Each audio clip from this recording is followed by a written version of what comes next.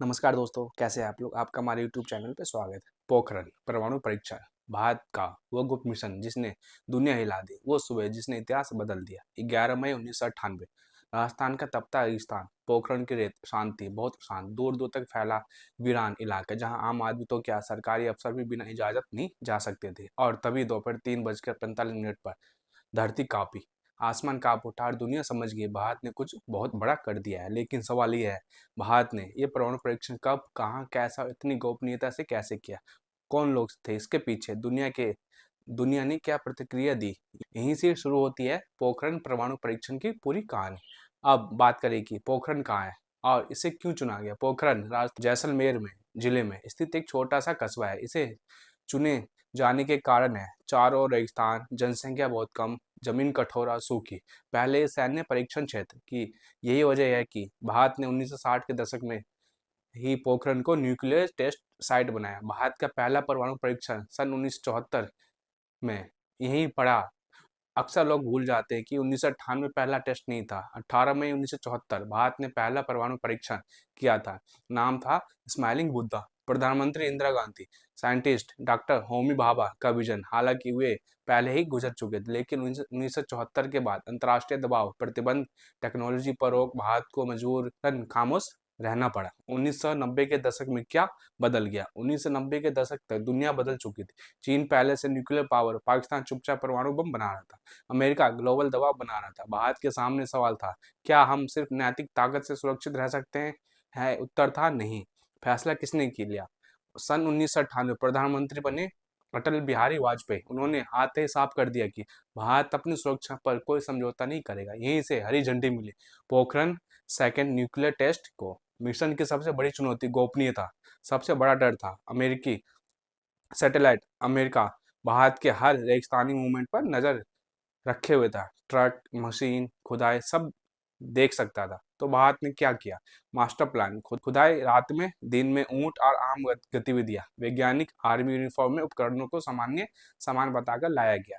अमेरिकी सैटेलाइट को चक्कर दे दिया गया। इस मिशन का मास्टरमाइंड कौन था? Project head scientist doctor APJ Abdul Kalam, उस समय डीआरडीओ प्रमुख थे। उनके साथ doctor R Chidambaram, nuclear physics expert, BARC और डीआरडीओ की संयुक्त टीम।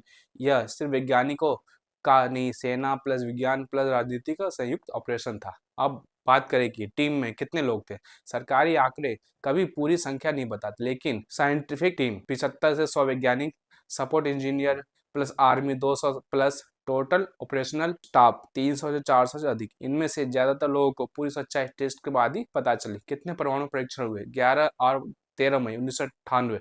11 मई को 3 परीक्षण, एक thermo nuclear device, 2 fusion bombs. 13 मई 2 सब किलोटन टेस्ट, कुल 5 न्यूक्लियर टेस्ट। दुनिया की पहली प्रतिक्रिया जैसी धमाके हुई। अमेरिका कड़ी निंदा, आर्थिक प्रतिबंध। जापान सबसे सख्त प्रतिक्रिया, फंडिंग रोक दी। चीन गैर जिम्मेदार कदम कहा गया। पाकिस्तान गुस्से से बौखलाया, कुछ ही दिन बाद अपने टेस्ट किए। लेकिन कौन भारत के साथ खड़ा रहा? रूस समर्थन, फ्रांस संतुलित प्रतिक्रिया, इजरायल रणनीतिक समझ। कई डेवलपिंग देशों ने भारत का नैतिक समर्थन किया। पोखरण परमाणु परीक्षण सिर्फ धमाका नहीं था, यह था भारत की रणनीति, आजादी, दुनिया को दिया गया संदेश। अब भारत को नजरअंदाज नहीं किया जा सकता। परमाणु परीक्षण कितने दिनों तक चला? अब इस पे बात किया जाए। बहुत लोग सोचते हैं कि परमाणु परीक्षण सिर्फ 2 दिन, 11 से 13 मई 1998 में हुआ। सच्चाई इससे कहीं बड़ी है। असल टाइमलाइन की बात करें तो गुप्त तैयारियां 1995 से 1998, लगभग 3 साल इंटेंसिव फेज। जनवरी 1998 से मई 1998 एक्चुअल टेस्ट। 11 मई 1998 3 धमाके, 13 मई 1998 2 धमाके। यानी यह प्रोजेक्ट करीब 1000 से ज्यादा दिनों के गुप्त मेहनत का नतीजा था। 11 मई 1998 वो पल जब भारत न्यूक्लियर पावर बना। दोपहर के समय जैसे ही बटन दबाया गया, रिक्टर स्केल पर हलचल, पोखरण की रेत उछल गई, दुनिया के सेमोग्राफ्स सक्रिय हो गए। कुछ ही मिनटों में अमेरिका, जापान, यूरोप सबको समझ आ गया भारत ने परमाणु परीक्षण कर दिया।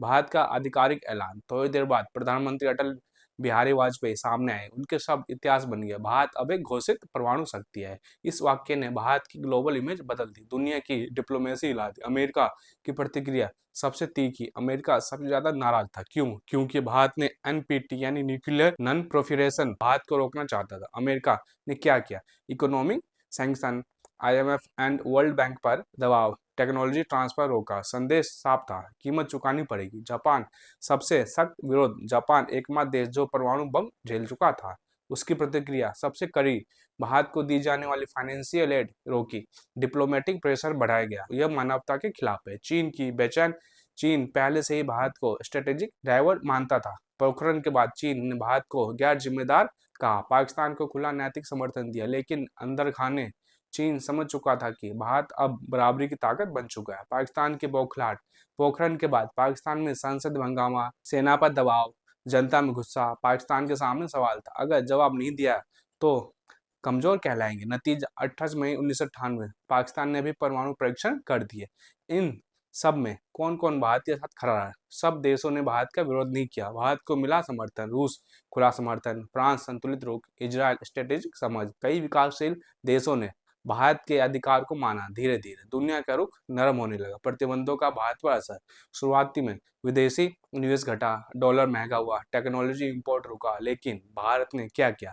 आत्मनिर्भरता में इजाफा किया, डिफेंस एंड स्पेस में खुद का सिस्टम बनाया, प्राइवेट प्लस पब्लिक सेक्टर को जोड़ा। कुछ सालों में भारत प्रतिबंधों से उभर गया। भारत की न्यूक्लियर नीति, पोखरण के बाद भारत ने साफ नीति घोषित की। मुख्य सिद्धांत, नो फर्स्ट यूज, यानी कि भारत पहले परमाणु हमला नहीं करेगा। मिनिमम क्रेडिबल डिटरेंस, जितनी जरूरत उतनी ताकत। सिविलियन कंट्रोल, न्यूक्लियर हथियार पूरी तरह राजनीतिक नियंत्रण में। इससे दुनिया को संदेश गया, भारत आक्रामक नहीं, जिम्मेदार शक्ति है। अब बात आता है कि क्या पोखरण आज भी सक्रिय है? पोखरण आज भी स्ट्रेटेजिक टेस्ट साइट है, पूरी तरह रेस्ट्रिक्टेड एरिया है, समय समय पर सेस्मिक एंड टेक्निकल मॉनिटरिंग होती है, लेकिन अब खुले परमाणु परीक्षण नहीं होते। पोखरण परमाणु परीक्षण ने भारत को न्यूक्लियर पावर बनाया, दुनिया को भारत को गंभीरता से लेने पर मजबूर किया। साउथ एशिया की पावर बैलेंस बदल गई।